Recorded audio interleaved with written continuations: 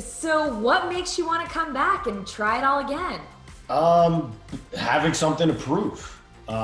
When you have something to prove, it kind of makes the decision easy because it wasn't like I was viewed as the greatest player of all time. So I could step away from that. You know, when you're one of the greats, you could be like, I don't really need to go back. You have something to prove. It's like getting the second round. It's like getting that far and falling short. It's like, how could you not, as a person that likes winning, how could you not want to go back to prove something? So Well, what do you want to prove exactly about yourself? exactly is that I wasn't just Derrick's puppet. Like, we were in my opinion, one of the greatest duos that have played the game behind probably two of the greatest players that have ever played the game. And there was an aspect of my game that made us go to the end and Derrick be going as far and allow Derrick to be what he was. And it was just completely overshadowed. It was overlooked, and I'm cool with it because I love Derrick and I know that he was incredible. Like, I'm not trying to say in any way, shape, or form that I was a Derrick. I wasn't a manipulator. I wasn't, throwing stuff and strategically running through it, but that was Derrick. And the reason why Derrick was able to do what he did was because of the social aspect of me just being in with everybody. And it was just looked at as like a puppet. So I got something to prove. I wasn't just a puppet, and I'm here to prove it. You're not a puppet. Are you the puppet master? I can't describe. I would love to be the puppet master, but then I feel like I would just be being fake. I have watched the puppet masters, and I've watched them all, and I've literally been with Derrick firsthand, and I see how he works because he was himself and like was explaining his game to me while we were playing. I was just too young to kind of like pick up on it. And then as you get older and you mature a little bit and you understand like where he was coming from and why he was doing what he was doing, and then register that, it's a whole different thing for me. And he was doing what I don't think I could have done. I'm not a puppet master. I'm not a manipulator. It sounds like you think you're the older, the wiser now, and you plan to go in there with a different mental strategy and gameplay. Way different. When I went in the first time, I was 23, kind of just out of college, just ended my athletics. So like winning competitions was huge. I was like, I want to win. That's not a huge aspect of Big Brother. Like, it's a part of Big Brother. I was just like, I want to find a duo. I did that. And then I was just myself. Like, I wasn't trying to manipulate anybody. I wasn't like backstabbing, but like, I was lying and, kind of having relationships that people might've thought were, oh yeah, Cody, we're strong. But like, my loyalty was only really to Derrick and how we could go further. So I had a part of the game that was good. And I think I just need to have a slight adjustment of what I did the first time. And I think I could do well. So you guys go into this, and of course, it's all stars. These are going to be familiar faces. Yeah. How much do you study beforehand? Who could potentially be in there? Do you watch a ton of old footage? What do you do? I'm watching it all. Since I came out here, and before I came out here, like I wanted to watch like, how did the All-Stars deal with it? How do returners deal with it? Like, what do these people do when they know who they are, they know what their game is, and now they come in a second time? And it's tough. But it's an adjustment. Like, I can't flip flop. Like, I can't go in there and try to be something that I'm not. Because also, like, these people are smart. Everybody that goes into this house is intelligent. Like, they'll be like, fake. That's not who he is. That makes me a little suspicious. We should send him home. So I think it's just an adjustment. I think I'm going to go in there and still be me, which I think was the biggest part of my game, is I was just me. And it put me into these relationships that allowed me to gather a bunch of information. Is anything you wish you'd done differently the first time around? Definitely not. I don't know if you're fishing for cut Derrick. That wouldn't have happened. I'd take Derrick 100 times out of 100 and then another 100 times after that. But I think just the understanding of the game. Like, I didn't, like, I watched it through college. I didn't really understand like what causes this game to like churn and how important other parts of the game was. I wanted to be competitive. I wanted to be a beast in comps. And it's like, you watch and you learn from some of the people that are great. And it's like, you don't have to do that. There's a social aspect to this game that is equally as important. It sounds like you might be at a bit of an advantage though, because even though people saw you before, you've matured and changed so much since then. So do you think people are not gonna know what's coming from you?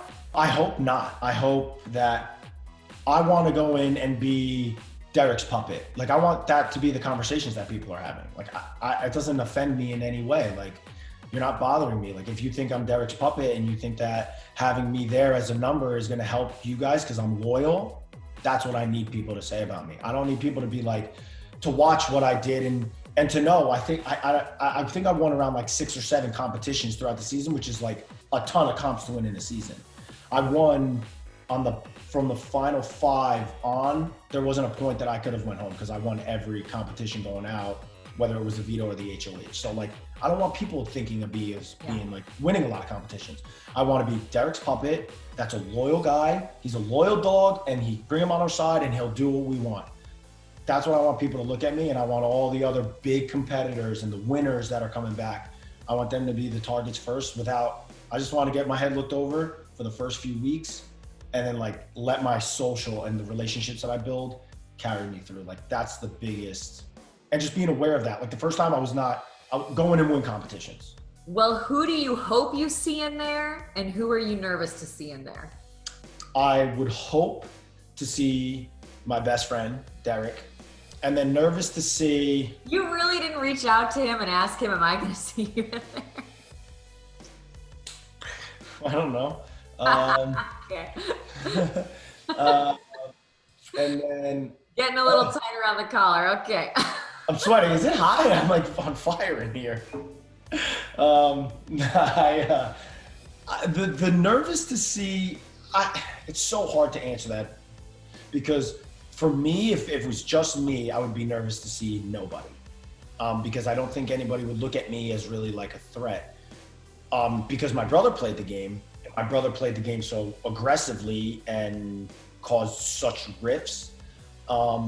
It makes me nervous to see people that were maybe on the season with him that he had issues with. Like, he wasn't really getting along with Paul. He wasn't really getting along with Devon. He wasn't getting along with James, Natalie on his season. It's like so many people from his season he wasn't getting along with. So it's like, if I go in there and I see some people from his season, are they going to look at me and be like, I don't know, I don't really know Cody that well, but like, I know his brother. And so that he's like on my radar. Like, I don't want to be on anybody's radar. And I don't think I should be. When it's an All-Stars, there's going to be some big names that pop out immediately. Winners, like I wasn't a winner. So I don't want to show up because of stuff that happened on my brother's season and put a target on my back. So that's the only thing that makes me nervous about other house guests. Well, what do you want to tell the audience about why you are going to win? I think I'm going to win because I think I'm a completely different person than I was when I went in the first time. I've aged a little bit, I've matured, I've learned way more. I've dealt with way more different experiences in my life, whether it's business, personal. I've just become a different person than I was the first go around, and I think it's for the better. I think I've learned a lot after playing the game the first time, and coming back, I think give me a couple weeks that I don't go home, and I think I'm going to the end and winning the game. Easy. Okay. Who will be on your mind while you're in there? My girlfriend. That's another big change that I've had. I was single the first time, and I've been dating a girl for 4 years. Wow. Been together for a long time. Is that hard to leave her knowing she's outside with a pandemic going on? Yeah, that was a part. It's her and my family. Because like some of my family is a little bit older. That's hard. But my girlfriend, she's tough. She's tough as nails. And nobody really knows this. She was diagnosed with cancer when she was 23. She beat shit out of it. Sorry for cursing. We went through a lot. And so just less because of the pandemic and more because of our relationship, to be honest, if I'm being like brutally honest. Like, the pandemic doesn't worry me with her. It's like the tightness, like she's like my rock and vice versa. And like talking to her, like if something happens, I call her first. I'll get in the car, I call her. Like, it's night, I call her. Like, not having that person to vent to, bounce stuff off of, it's definitely tough. I'm gonna miss her a lot. She's gonna be a tough one to kind of get through because I didn't have to deal with that the last time. Sounds like you wouldn't even, would you fake a showmance just to play the game? No, you're not even going there. No, that would shatter her in a million pieces, and I would never. That's the one thing I told. I was like, I will not do anything to disrespect you in the slightest bit. And that's, showmance would be like purposely doing that, even if it's a fake showmance. But that's another part. I'm gonna have to adjust what I was doing. Like I was laying all over girls the first go around. Yeah. I can't do that. I can't be, getting head scratches and tickling arms and getting back rubs and massages. I can't. So, but I think that doesn't. Lost a little of your power. How do you make that up? Communication. It's a beautiful thing. Communication and relationships are incredible. It doesn't have to be physical. So. Wow, you have matured. Okay. All right, well, my last question for you, I mean, just overall, or even specifically, how do you think the game could be different because of the pandemic? Whether it's physical touch or whether it's mental and emotional, how could the game be different because of what's been going on in the world?